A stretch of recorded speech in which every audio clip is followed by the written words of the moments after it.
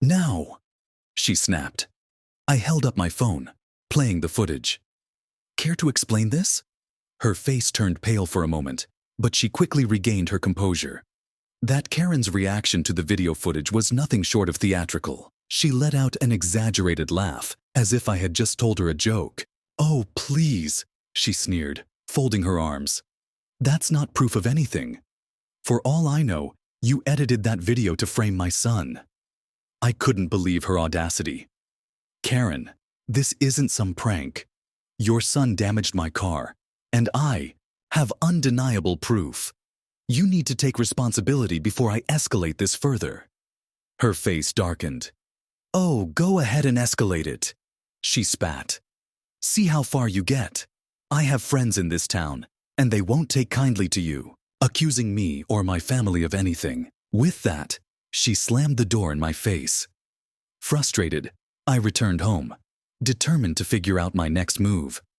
I contacted the police to report the vandalism, providing them with the footage. They assured me they'd investigate, but I could tell Karen wasn't going to back down easily. A few nights later, things took a sinister turn. I woke up to the sound of a loud bang outside. Rushing to the window, I saw Karen and her son standing near my car. My heart sank when I noticed smoke coming from under the hood. They had stuffed something into the engine and set it on fire.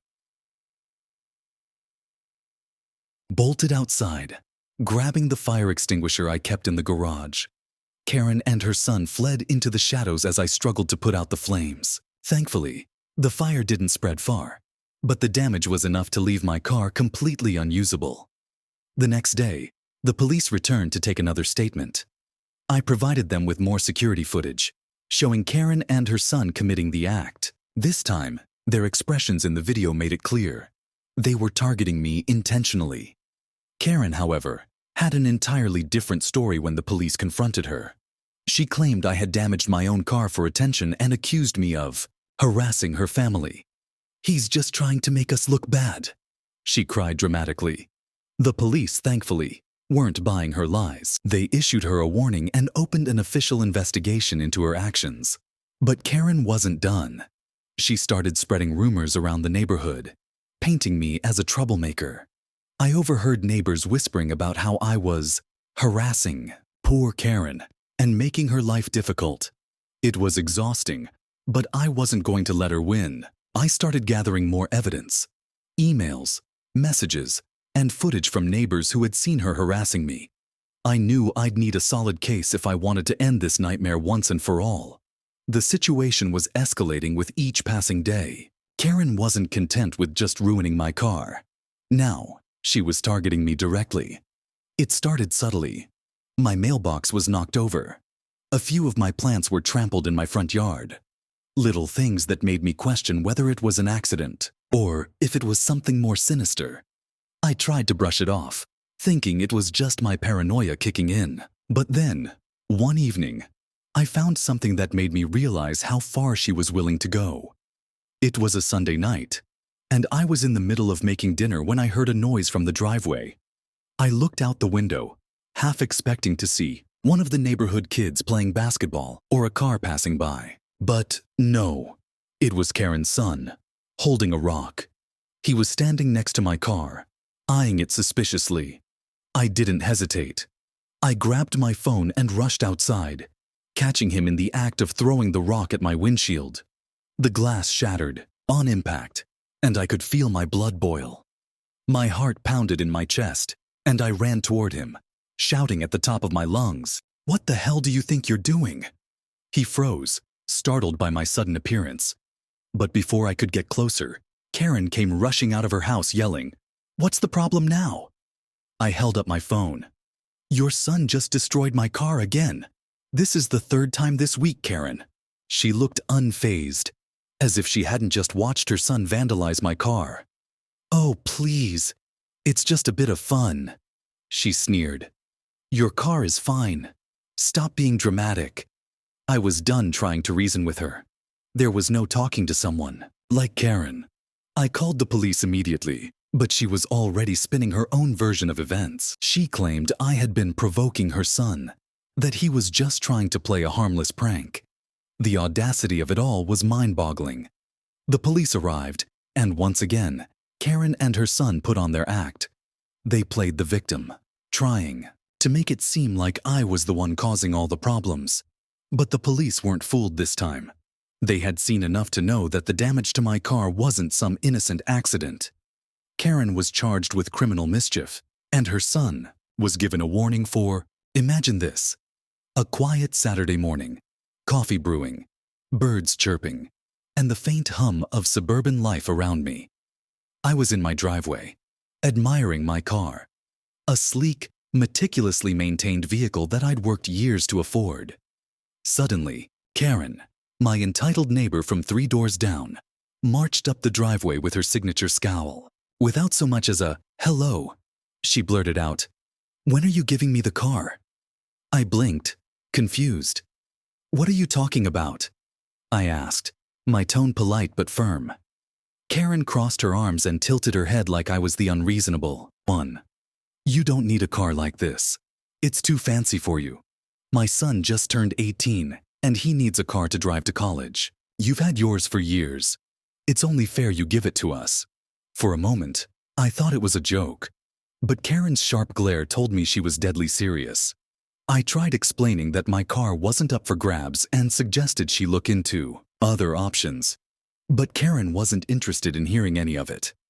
Her voice rose, catching the attention of a few neighbors. "You're so selfish. Do you think you're better than everyone else because of this car?" She spat, gesturing wildly. I sighed, hoping to diffuse the situation. "Karen, I'm not giving my car away. It's not a matter of selfishness. It's mine." Karen stormed off, muttering something about teaching me a lesson. At the time, I didn't think much of it. I figured it was just another one of her tantrums. I was wrong. The next morning, I woke up to a loud knock on my door. Standing there was Karen, her arms crossed, flanked by her equally smug son. He was grinning like the car was already his. "You had all night to think about it," Karen said, not bothering with pleasantries. "When are you dropping off the car?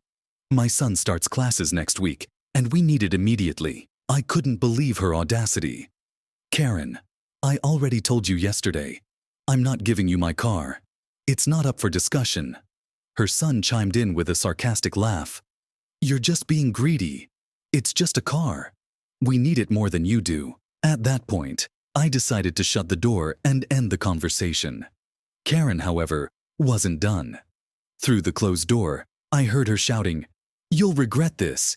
You think you're untouchable, but I'll show you what happens to selfish people like you." I thought that was the end of it. But over the next few days, strange things began to happen. First, I noticed Karen and her son lingering near my driveway. They'd stop in front of my car, whispering to each other and glaring at my house. Then, I found a flyer for a nearby junkyard tucked under my windshield wiper. I brushed it off as a coincidence, but in hindsight, I should have seen it as a warning. A couple of days later, I came outside to find a deep scratch running along the side of my car. My heart sank. It was too deliberate to be an accident. I confronted Karen directly, but she played innocent, acting shocked and offended that I would accuse her. "This is slander," she yelled loud enough for the neighbors to hear. "Why would I damage your car? You must have done it yourself for attention." I was furious, but knew arguing wouldn't get me anywhere. I decided to install a security camera above my driveway, just in case things escalated further. Little did I know, Karen was about to take things to a whole new level. The tension between Karen and me hit an all-time high in the following days. Every time I left the house, I could feel her eyes burning into me from her living room window. Sometimes, I'd catch her standing in her yard, glaring at my car like it was her sworn enemy. Then, the real trouble began. One evening, I came home from work to find Karen and her son standing in my driveway, holding a clipboard. "We've filed a petition," Karen said smugly, waving the clipboard in my face. "You're a menace to this neighborhood, and your selfishness needs to be addressed. If you don't hand over that car, I'll make sure you regret living here." I couldn't believe what I was hearing. A petition? For what, Karen? You can't just bully someone into giving you what you want. Her son sneered. We've got signatures from the neighborhood. Everyone agrees you don't deserve that car.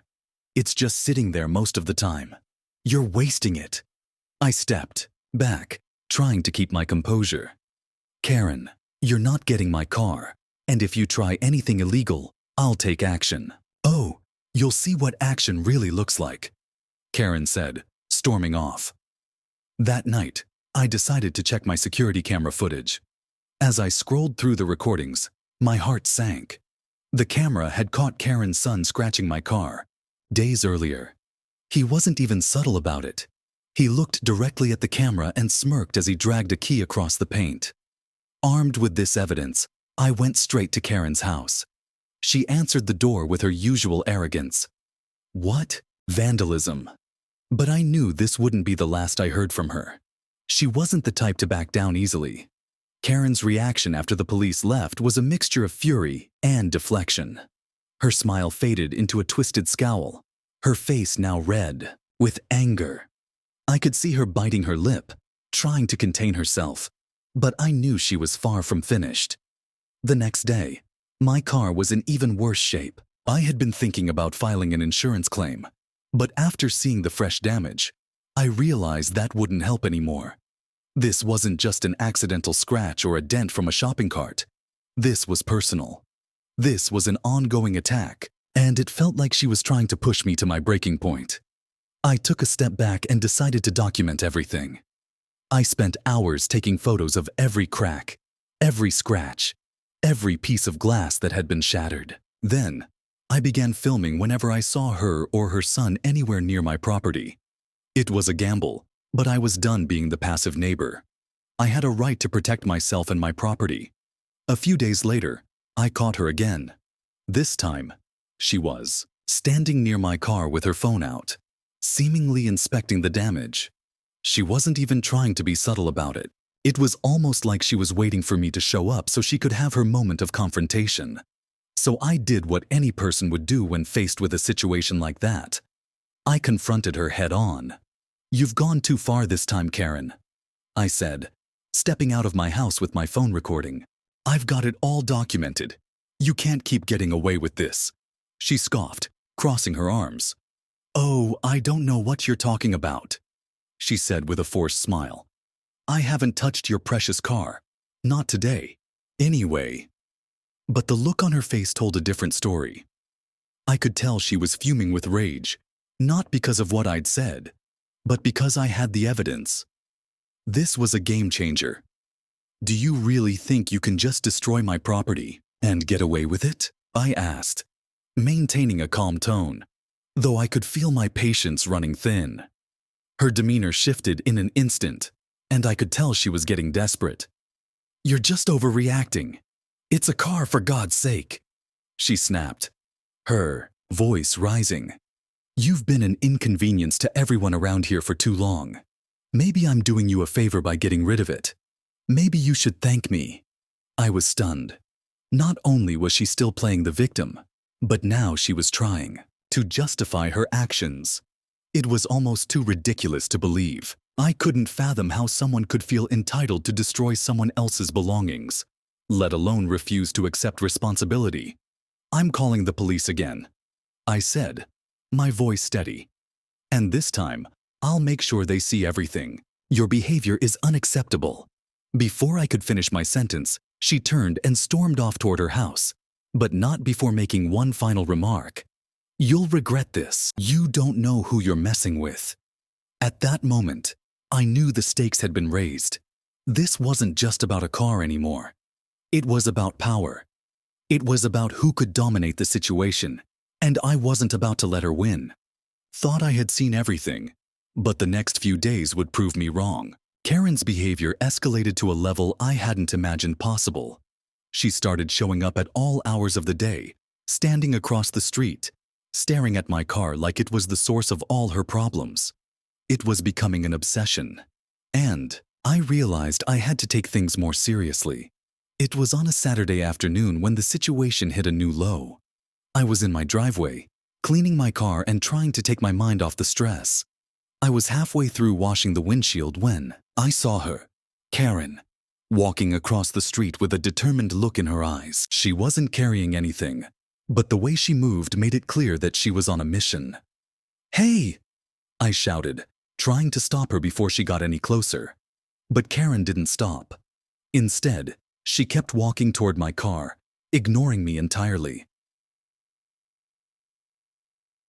Quickly reached for my phone and started recording again, knowing I had to document whatever happened next. My heart was pounding as I approached her.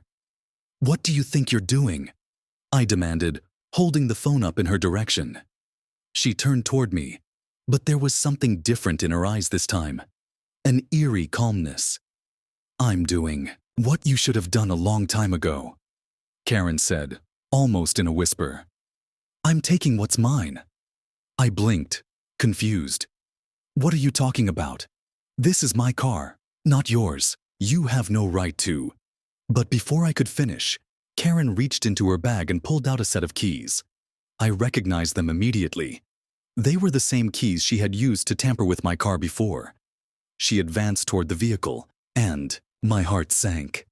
"Karen, don't you dare!" I shouted, rushing to stop her. But it was too late. She shoved me aside, her strength surprising me. Without warning, she scratched the side of my car with the keys, carving a deep gash into the paint. It was like time slowed down as I watched her destroy my property right in front of me. I couldn't believe what I was seeing. My hands shook with anger as she continued to damage the car, leaving marks on every panel, making sure she left her mark everywhere. Her eyes were filled with determination, like this was something she had planned for a long time. "Stop it! You're out of your mind!" I yelled, struggling to keep my composure. But Karen didn't care. She was beyond reason now. "You should have given it to me when I asked," she muttered, her voice filled with venom. "Now you'll regret it." At that moment, I knew that things had gone from bad to worse. This wasn't just about a car anymore. This was about her wanting control. She had crossed a line, and there was no going back. Without thinking, I reached into my pocket and called the police. I knew this would be the only way to make her understand that her actions had consequences. My mind was racing as I heard the dial tone on the other end. While I was on the phone with the dispatcher, Karen backed away from the car, giving me one last cold, calculating look. "You'll regret this. I promise you," she spat before turning and walking away, disappearing back into her house. As I hung up the phone, I couldn't help but feel a sense of dread. I had no idea what Karen would do next, but I knew it was going to be even worse than before. It didn't take long for the police to show up, but when they did, I wasn't sure what to expect. Karen was already back inside her house, and I stood there, in front of my car, staring at the damage she had done.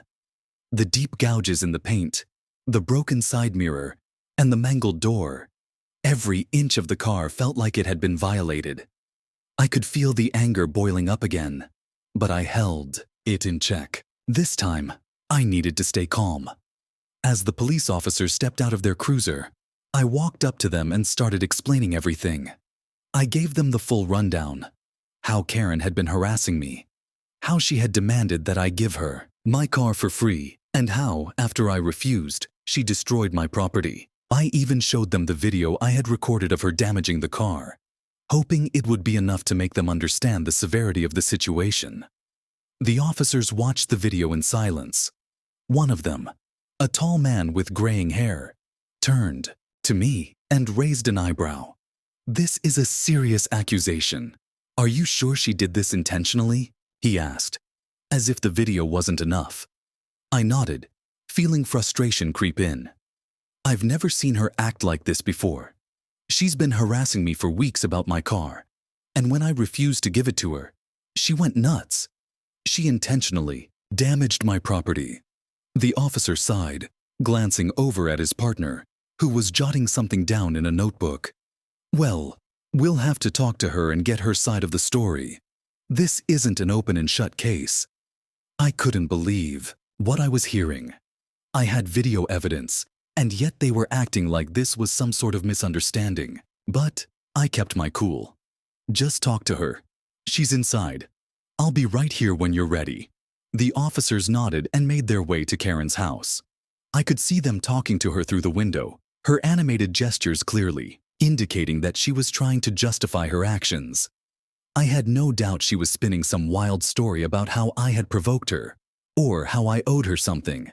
That seemed to be her modus operandi, twisting the truth to suit her needs. Minutes passed, and I felt the tension building. Every time the officers spoke to Karen, they would glance at me, trying to gauge my reaction. Finally, they returned. Ms. Karen says she didn't mean to damage your car, one of the officers said.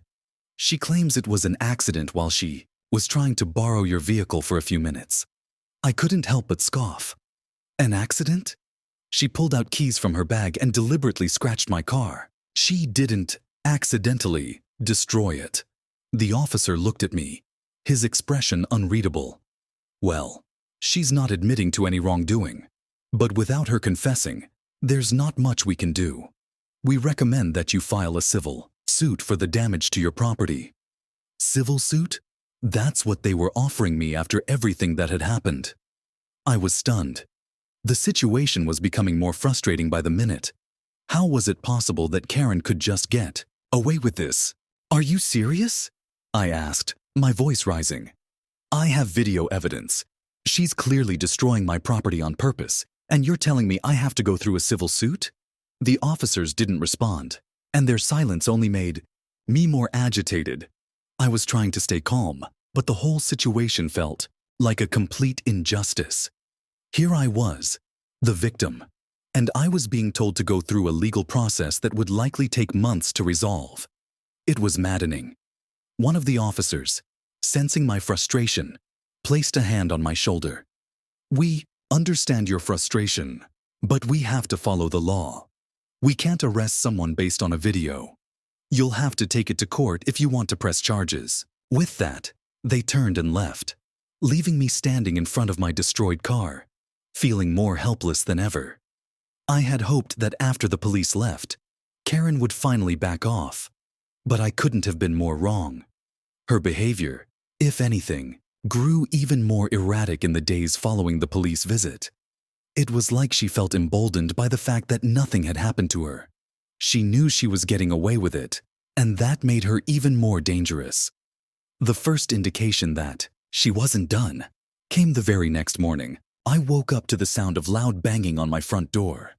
I groggily stumbled out of bed and opened the window, only to see Karen standing on my porch, yelling at the top of her lungs. It was still early, way too early for anyone to be making that much noise. "Open the door, you coward!" she screamed. "I know you're in there. Open the door." I was still half asleep, trying to process what was happening. What was she doing here? Why was she screaming at me like this? I quickly grabbed my phone, knowing this was probably going to escalate.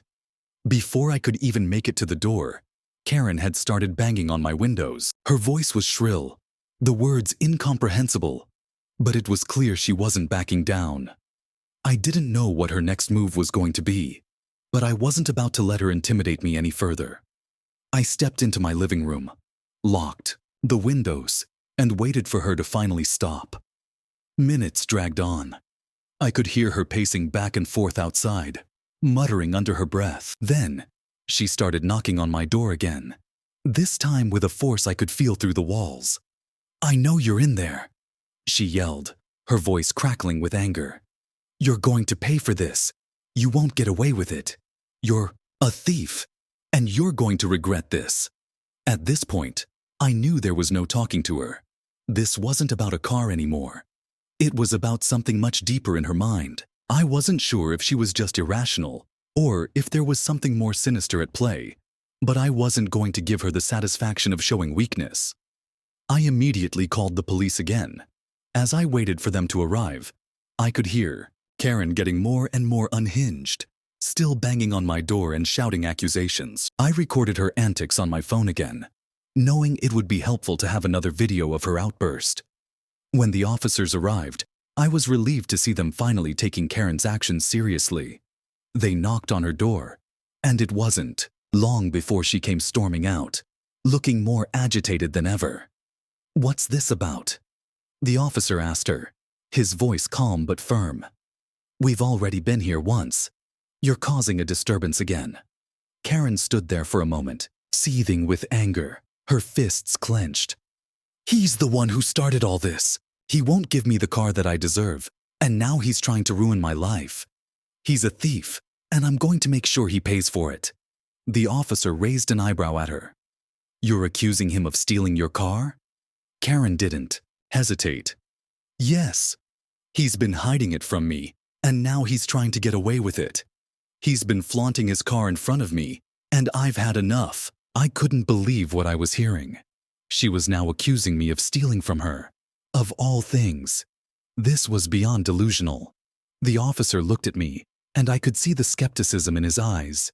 "Do you have any evidence to back up your claims?" he asked Karen. Karen's expression faltered for a moment, but she quickly recovered, shaking her head. "I don't need evidence. It's obvious. He's been flaunting it in front of me, and it's mine." The officer didn't respond immediately. Instead, he glanced at his partner, exchanging a quiet conversation between them. After a few tense moments, he turned back to us. "You two need to stop this. We can't keep showing up here every day. If you both want to press charges, do it through the proper channels. But for now, this ends here." And with that, the officers left, leaving me standing on my porch, speechless. The tension between me and my entitled neighbor was now undeniable. She had been getting more aggressive, and it was clear she was ready to push every boundary to get her way. Her sense of entitlement had escalated, and it was as if nothing could stop her now. I had done everything I could to try and avoid conflict, but it was becoming increasingly difficult. I had given her a firm no, and that was a direct challenge to her will. One afternoon, as I was finishing up some work in my garage, I heard the distinct sound of tires screeching and the familiar rumble of her engine pulling into the driveway. My heart sank because I knew exactly what was coming. She had been planning something, and I could feel the storm brewing just beyond my front door. I watched her from the window as she parked her car right in front of my driveway, blocking me in. My mind raced as I tried to think of any way to avoid this confrontation. I had already told her no several times, yet here she was, right in front of me, with no regard for what I had said. The nerve of this woman was beyond belief.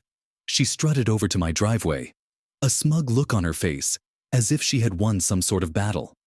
I opened the door just enough to hear her loud and obnoxious voice, demanding that I give her the keys to my car. The same car she had been eyeing for months, despite me clearly explaining I wasn't interested in selling it or giving it away for free.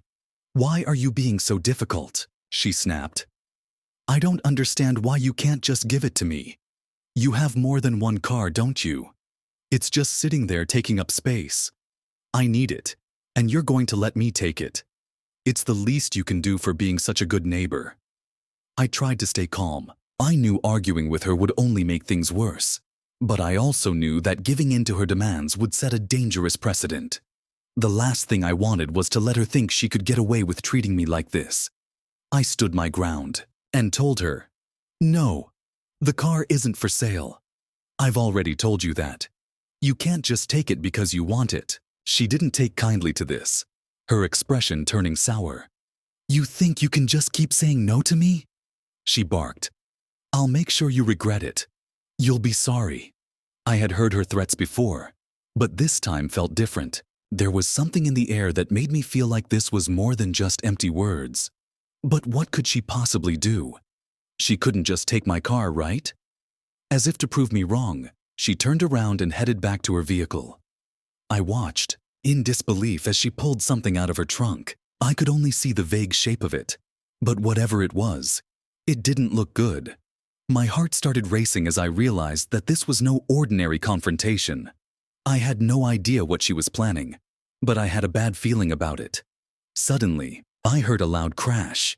The sound of something heavy hitting metal echoed through the street. My eyes shot wide open, and I bolted out the door. I couldn't believe what I was seeing. She had taken a metal pipe and smashed it into the side of my car, leaving a huge dent.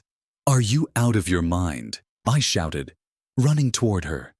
She stood there, her eyes wild with rage, as she stared at the damage she had just inflicted. "You won't give it to me, so I'll take it in another way," she snarled. "Maybe this will make you realize I'm not someone you can say no to." I stood there, speechless, as the reality of what was happening sank in. This wasn't just about the car anymore. She had crossed a line that couldn't be uncrossed.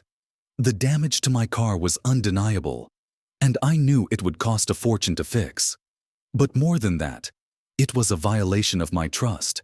She had no right to do this, no right to think she could just take what didn't belong to her. I didn't know what to do next. My heart was racing, and my mind was overwhelmed with 1,000 thoughts at once. How could someone be so entitled?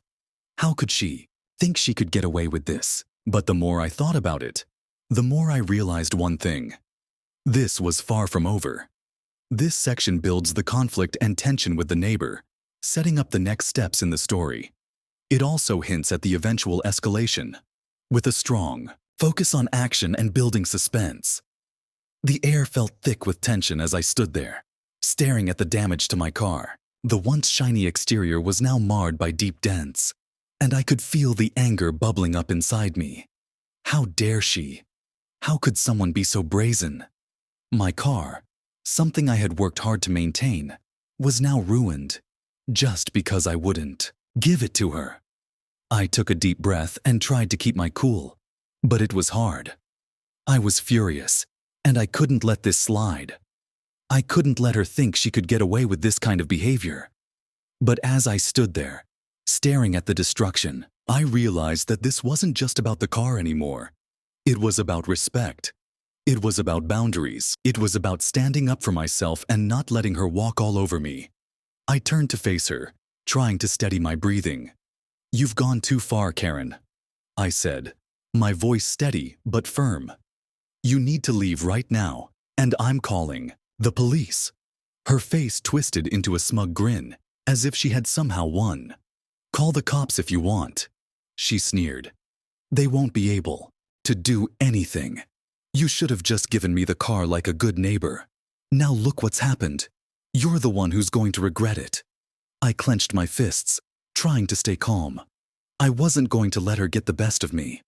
I pulled out my phone and dialed 911, my hand shaking slightly as I pressed the buttons. The operator picked up almost immediately, and I explained the situation as clearly as I could, trying not to let my anger overwhelm me. "I need the police to come to my house. A neighbor just vandalized my car," I said, my voice tight with frustration. The operator asked a few more questions, but I barely heard them. I was too focused on Karen, who was standing there with an arrogant smirk on her face, as if nothing was wrong. I couldn't believe it.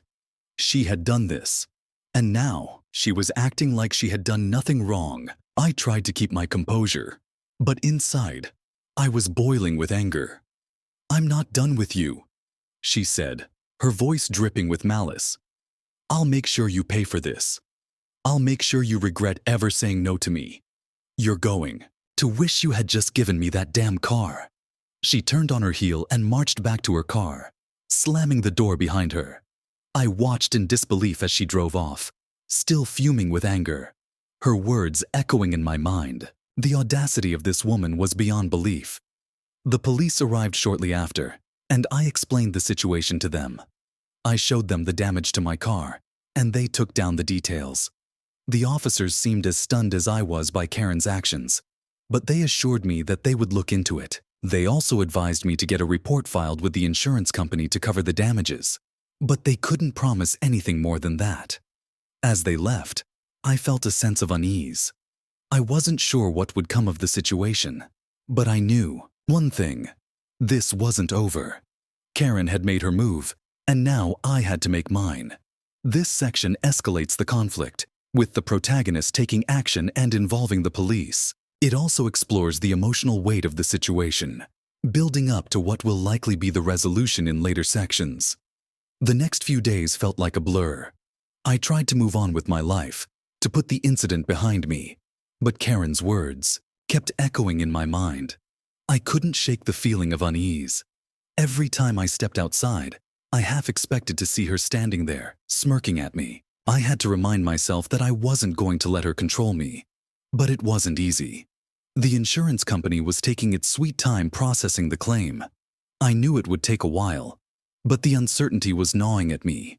I didn't want to sit idly by while my car sat in the driveway, damaged, and no one seemed to be doing anything about it. I needed action, closure. I wanted Karen to be held accountable for what she did. Then, one afternoon, just when I thought I could finally get some peace, I saw her. Karen was standing across the street, staring at my house with that same smug expression plastered on her face. She hadn't learned her lesson. In fact, it seemed like she was just waiting for me to make the next move. I couldn't let her get away with it again. I had to stand up for myself. I decided to go confront her. I wasn't going to let this woman intimidate me anymore. I grabbed my keys, slammed the door behind me, and made my way across the street. My heart was pounding in my chest, but I wasn't backing down.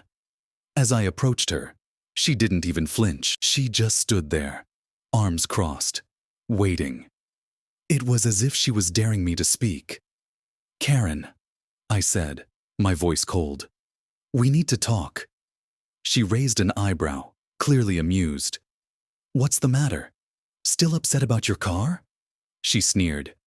"You should have just given it to me. Now look at what happened. You made a big mistake." I clenched my jaw, trying not to lose my temper. "You destroyed my car. You don't get to act like the victim here." She scoffed. "I'm not the one who's going to pay for it, am I? I'm not the one who has to deal with the damage, so I'm not concerned." The words hit me like a slap in the face. This woman had no remorse, no sense of responsibility. She was so convinced that her actions were justified that she couldn't even see how wrong she was. "Just admit it," I said, taking a step closer. "You were wrong. You're the one who caused this, and you need to be held accountable." She looked at me for a long moment, her face hardening. I could see that I had hit a nerve, but I wasn't backing down. I had had enough of her entitled behavior. I wasn't going to let her win. "You're just some fool who thinks they can play the victim," Karen spat. "You'll never win. You should have just given me what I wanted. Now, you'll see what happens when you don't."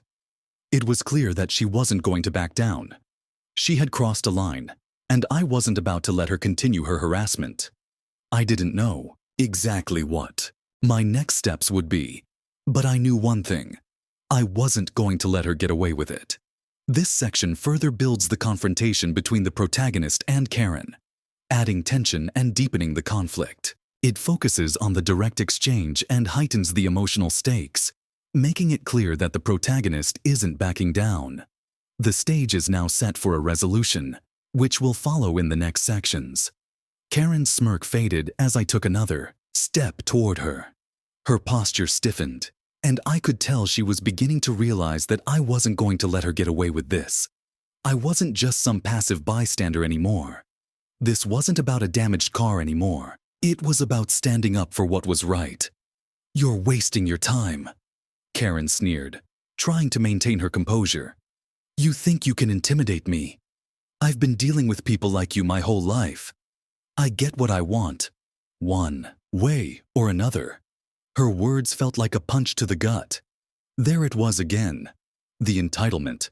The belief that she could do whatever she pleased because she felt like she deserved it. I wasn't going to back down, though. I couldn't let her keep walking all over me, thinking she could get away with this without consequences. "Look, Karen," I said, trying to keep my voice steady. "You've crossed a line. What you did to my car is unacceptable. You can't just destroy someone's property and expect to get away with it." She crossed her arms again, her lips curling into a smug grin. "You'll never prove it.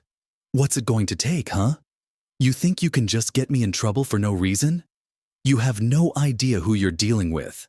My frustration was bubbling over now. She was so arrogant, so convinced that she was untouchable. It made me angry. You think I'm just going to forget about this? You think I'm going to let you walk away without facing any consequences? Karen scoffed, rolling her eyes. You're wasting your breath. You've got nothing. Go ahead, try and fight me, but you'll lose. It's always the same. I get what I want, and you'll just be left with nothing. The arrogance in her voice made me want to scream, but I took a deep breath and reminded myself that I wasn't going to let her provoke me. I wasn't going to let her drag me into her world of petty games and empty threats. I had a plan now, a real plan to make her face the consequences of her actions. You know what, Karen? I said, my voice low but filled with conviction. You may think you've won, but you're wrong. I'm not going to just sit back and let you destroy my life. I'm not going to let you get away with this. For the first time, Karen looked uncertain. Her confidence seemed to waver, but only for a moment. She quickly regained her composure, though, and her usual smirk returned. You think you can take me on? You're just a nobody. You'll never win. I always get what I want. I wasn't going to let her words get to me. I'd heard enough. You'll see, I said firmly. I'll make sure you pay for what you've done. Karen's eyes narrowed, a dangerous glint appearing in them. We'll see about that. This section continues building up the confrontation between the protagonist and Karen. It focuses on their verbal sparring and the growing tension as both characters prepare for the inevitable showdown. It also foreshadows the protagonist's resolve to take action, setting the stage for what's to come in the following sections. The days following the incident felt like a blur, yet everything seemed so clear to me now. The damage Karen had inflicted on my car was far more than just a physical loss. It was a violation of my trust and personal space. But what hit hardest was knowing that this entire mess could have been avoided if she had just respected boundaries and understood that not everything in life was for free. I'd spent so much of the past few weeks dealing with insurance, talking to lawyers, and sorting out the mess left by Karen's destructive actions. And yet, I felt like something was missing. A sense of justice, a sense of closure. It was clear that she didn't see the consequences of her actions until the moment the authorities got involved. But even then, her entitled attitude was unshaken. It was only when I saw her standing in front of my property one last time. This time, not demanding anything, but watching helplessly as the law got involved, that the full weight of everything that had happened finally hit home. She had destroyed more than just my car. She had shattered the peaceful sense of community we were supposed to have as neighbors. The local authorities, after reviewing all the evidence and witness statements, began to press charges. As the investigation into Karen's behavior moved forward, it became clear that her entitled attitude wasn't just isolated to this incident. She had a history of similar actions, trying to take advantage of people around her. The more the authorities uncovered, the worse it got for her. In the end, she was held accountable for the damage to my car. And though it didn't make up for the stress and the emotional toll it had taken, it was a step in the right direction. The case took its time, but when it was finally resolved, I received the compensation I was owed, and Karen was left to face the consequences of her own actions. As for me, I had learned a hard lesson about standing up for myself, setting boundaries, and dealing with people who thought they could take advantage of others. The process had left me exhausted, but stronger. Karen, on the other hand, was forced to face the full consequences of her entitled behavior. Without the ability to manipulate people anymore, she lost many of the privileges she'd previously taken for granted. Her sense of entitlement had been her downfall. In the months that followed, life slowly returned to normal. My car was repaired. My trust in others, while shaken, was restored. I took extra precautions in dealing with my neighbors, and I made sure to establish clear boundaries from the start. I had learned that people like Karen would always try to push limits, but I was now ready to stand my ground.